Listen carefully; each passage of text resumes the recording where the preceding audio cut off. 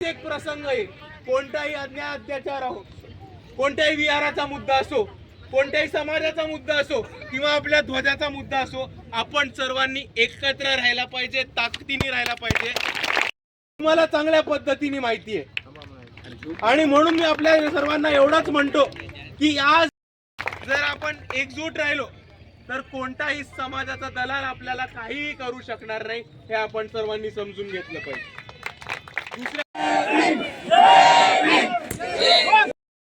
इकडच्या नागरिकांनी अख्ख्या नांदेडला हे दाखवून दिले की लोहा मधली आंबेडकर आधी चळवळ ही अजून झोपलेली नाही, ही जागी आहेत आणि ताकदीने ऍक्टिव्हली एकत्र येतात समाजावरती जेव्हा अन्याय अत्याचार होतो.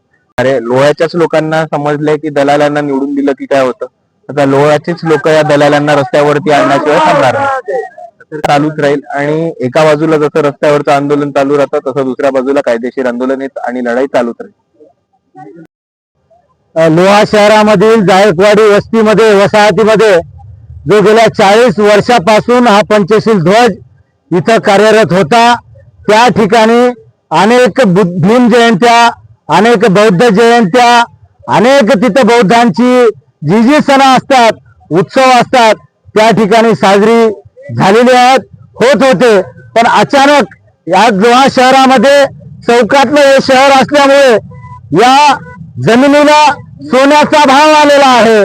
त्यामुळे या भूमाफियांची, या दलालांची, राजकारण्यांची नजर या जमिनीवर पडली आणि त्यांना त्या ठिकाणी या जमिनीमध्ये पैसे दिसले. पण या आज जे आपण इथं बघत आहात, आदरणीय सुजातदादा आंबेडकर या ठिकाणाहून आताच गेलेले आहेत, पण या ठिकाणी या ध्वजामध्ये जी आमची श्रद्धा आहे, हा ध्वज आमची अस्मिता आहे, आमची आन बान शान आहे, त्या ध्वजाला ध्वज यांना दिसला नाही. त्या ध्वजाच्या खालची जागा, ही जागा विकल्यावर यांना याच्यामध्ये पैसे दिसले. पण हे असंवैधानिक केलेलं त्यांनी कार्य, हे कृत्य होतं आणि हे दलाल नव्हते, हे गुंड होते. इथल्या राजकारण्यांनी पाळलेले या गुंडांनी हा ध्वज हटवला होता आणि या असल्या गुंडांच्या विरोधामध्ये आंबेडकरवादी संविधानाला मानणारा हा कधी भीत नाही, झुकत नाही, विकत भेटत नाही. त्याच्यामुळे या सर्व आंबेडकरवाद्यांनी डेरिंग इथं आम्ही संवैधानिक मार्गाने 21 मेला हा ध्वज या ठिकाणाहून या दलालांनी, गद्दारांनी, या राजकारण्यांनी प्रशासनाला हाताशी धरून उद्ध्वस्त केला होता. पण तेव्हापासून कालच्या 4 दिवसापर्यंत आम्ही संवैधानिक मार्गाने आमचा लढा आम्ही लढत होतो.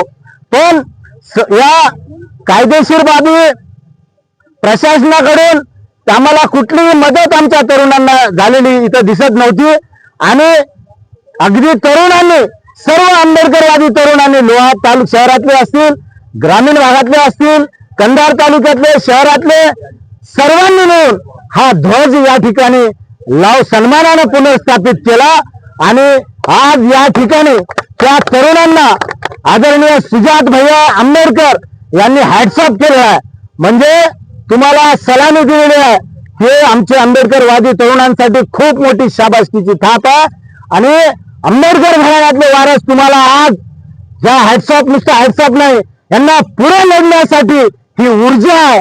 त्याच्यामुळे या ठिकाणी जेवढे इथं आमच्या माता भगिनी या आंदोलनामध्ये पहिल्या दिवसापासून सहभागी आहेत, खरंच हा संघटित आपण संघटनेमध्ये काय शक्ती असते आज या जातीवाद्यांना, दलालांना दिसलेली आहे.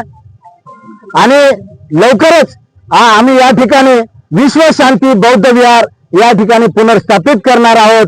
या ठिकाणी आमचं ग्रंथालय होणार आहे, या ठिकाणी डॉक्टर बाबासाहेब आंबेडकरांच्या नावानं स्मारक होणार आहे. हे लवकरच काही दिवसात आपल्याला दिसून येईल. नक्कीच आपण आज या ठिकाणी अशी परिस्थिती झालेली आहे, कुठे आपण पाहू शकता. आज लोहा नगरपालिका ज्या वेळेस झाली, त्या लोहा नगरपालिकेला एक दिवस असा होता की त्यावेळेस लोहा नगरपालिकेमध्ये इथं आमचे गंगाधर मामा महाबळे आहेत, इथं आमचे नामदेव बुद्धे, सर्व या ठिकाणी वंचित बहुजन आघाडीचे 3 नगरसेवक लोहा नगरपालिकेमध्ये होते. पण हे आज आपल्याला हे जे आंदोलन दिसते, हे आंदोलन कशासाठी आहे? यांना या ध्वजाखालची जमीन दिसते. यांनी ठरवले की सत्ता कमवायची, सत्तेमध्ये जायचं, किती पैसे वाटायचे, सत्तेतून पैसा आणि पैशातून सत्ता हे समीकरण या ठिकाणी झालेलं आहे.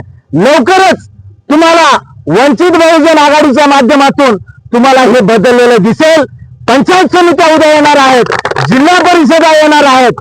त्या जिल्हा परिषदा पंचायत समितीमध्ये आज आमचे सर्व बौद्ध बांधव इथं खूप जण, प्रत्येक जण स्वाभिमानी आहेत.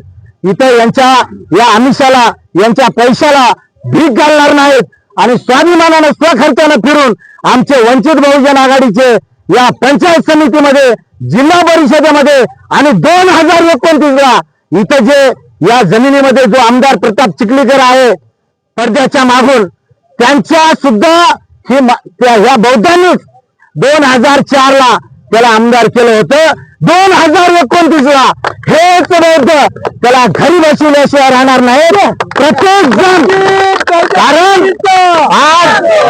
आज आम्ही आमच्याकडे आज आंबेडकर घराण्याची ऊर्जा, दोन आंबेडकर घराण्याची वारस, कारण या जायकवाडी वसाहतीच्या या भूमीला डॉक्टर बाबासाहेब आंबेडकरांची सूनबाई आदरणीय महाउपासिका मीराताई आंबेडकर यांच्या पदस्पर्शाने पावन झालेली ही भूमी आहे. त्यानंतर आंबेडकर घराण्याचे आमचे आनंदराजे आंबेडकर साहेब कालच येऊन गेले, अमनराज आंबेडकर साहेब कालच येऊन गेले आणि आज आमचे श्रद्धे बाळासाहेब आंबेडकरांचे सुपुत्र, युवकांचे आयकॉन आदरणीय सुजात भैया आंबेडकर येऊन गेले. ही गोष्ट साधी नाही आणि आंदोलन हे वारंवार रोज होत नसतात. नामांतर एकदाच झालेलं आहे.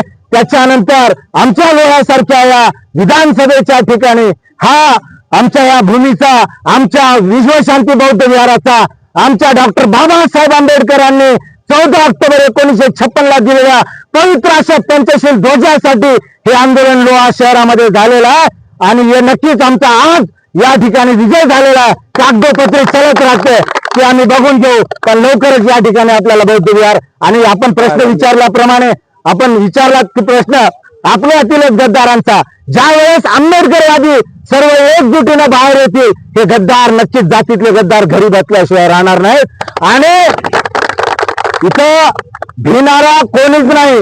कारण प्रत्येकाच्या सोबत श्रद्धे बाळासाहेब आंबेडकरांचा विश्वास, त्यांची शक्ती, वंचित बहुजन आघाडीचे युवा नेते आताच आमच्या छगन भैयांना या ठिकाणी सांगितलं की आमदाराचे गुंड काही धमक्या देत आहेत असं आमच्या कानावर पडलेला आहे. सुजात भैयांनी डायरेक्ट मोबाईल घेतला आणि त्या मोबाईल मध्ये त्यांचा पर्सनली नंबर सेव्ह करून दिलेला आहे. तुला यांनी कोणी धमकी देऊ दे, बाकीचं मी बघून घेतो म्हणून डायरेक्ट सुजात भैयांनी यांना काय कशा पद्धतीने घ्यायचं मी घेतो. ही साधी गोष्ट नाहीये. हा आमचा झालेला सर्व आमच्या इथल्या आंबेडकरवाद्यांचा, सर्व तरुणांचा, माता भगिनींचा सर्वांचा विजय. मला राहुल कोकरे, मी आंबेडकरी चळवळीची एक ज्येष्ठ कार्यकर्ती आहे आणि बहुजन समाजातील सर्वच नेत्यांना प्रथमतः अभिवादन करून मी माझ्या 2 शब्दांना सुरुवात करते.